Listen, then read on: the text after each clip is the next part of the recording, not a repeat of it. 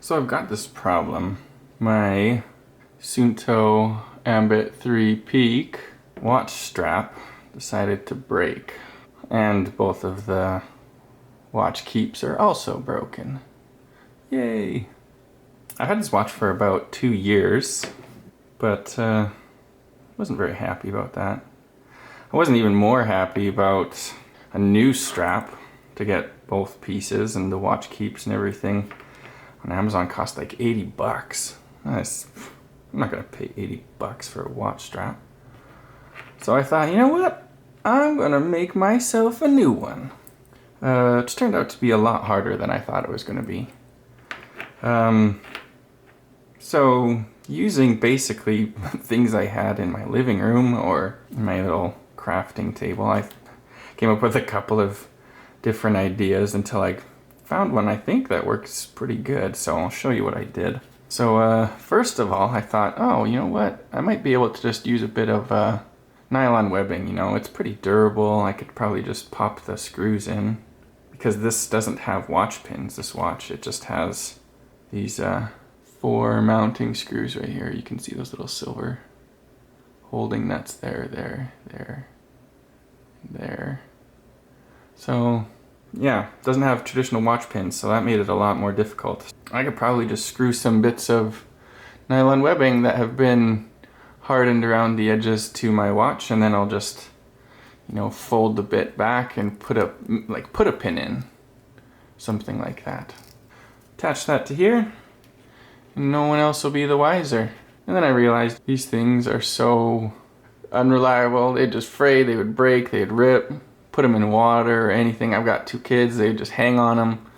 Grab my watch, this would just break and rip in no time. So I was like, alright, well, I probably need to use something kind of like metal to really hold my watch to my hopeful watch strap. So I decided on, this idea was to make these little hinge pieces.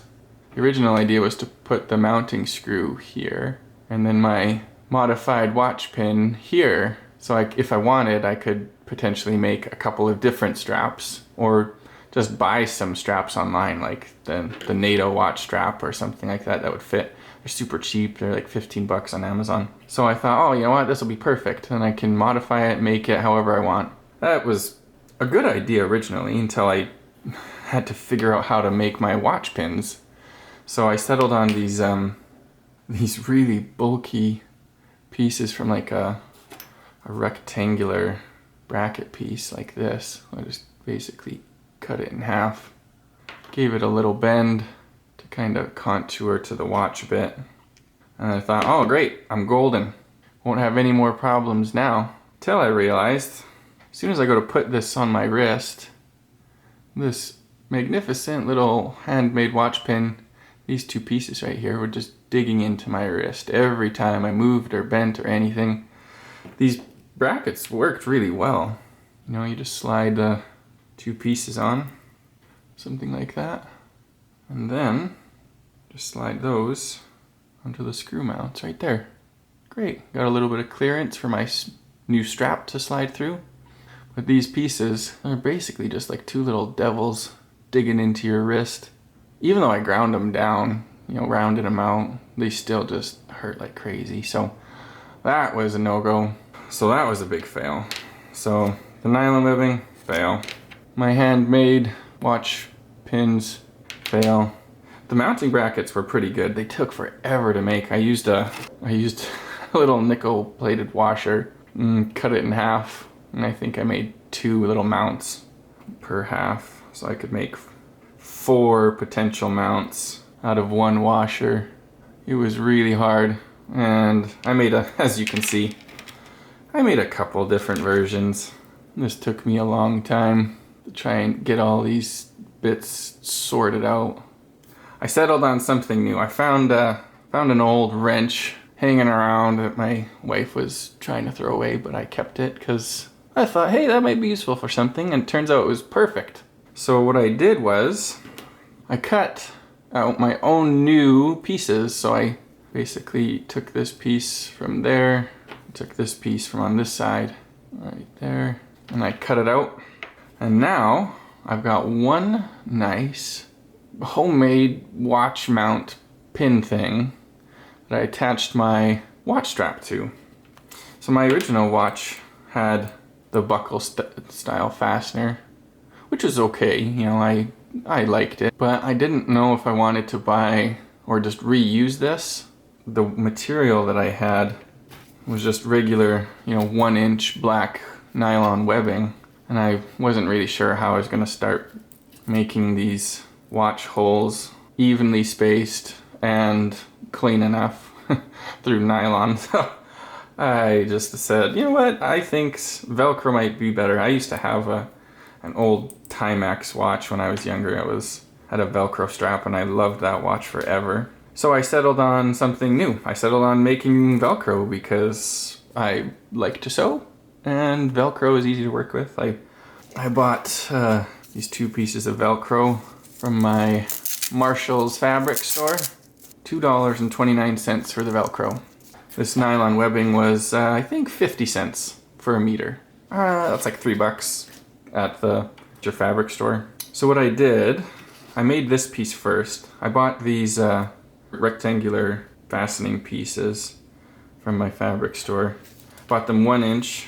So all I did with this was, I'll just show you. I just basically folded a piece over like that. Got it about the distance that I wanted it to fit over my wrist. And then I cut it. After I cut it, first I put this metal bracket on and then I sewed it because there's no way to put these on afterwards, so I put that on first. So then I stitched it, and after I stitched it, I didn't want my seam to be exposed, so I melted it, then I flipped it inside out, like that basically. I had my seam on the inside. And then I just took my nifty homemade watch pin and I slid it into place. And then I just took my sewing machine and stitched right beside it to keep it snug. So that was how I made this first piece. It was pretty straightforward. You can see my 2 stitch marks right here and right here. That's my seam that I sewed. So that's how I made the first one. The second one was pretty well the same. I just took my 2 pieces my 1 piece of nylon, folded it straight like that, and then I took my softer piece of Velcro, I don't know what to call it, and this stuff is sticky, so I just peeled it off, stuck it on, stitched it on. This one I didn't flip, I just left this edge exposed because I put the hook part of my Velcro right over top of it. So I had the soft stuff up here and then my hook part right here. And that's where my seam was. You can kind of see it, but it's not too bad. Then after I sewed that and put in my new watch mount, I put a little stitch here. I left it loose enough so I could slide this in and out. It was still a little bit tight, but it ended up working. So I'm gonna mount it and I'll show you how it works. I put these little screws in and out so many times. Don't lose them, they're not magnetic. You can't pick them up with a magnet either.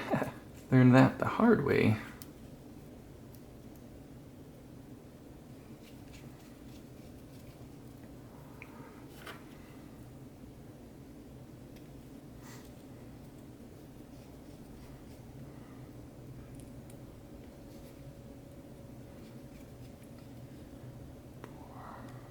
So there it is.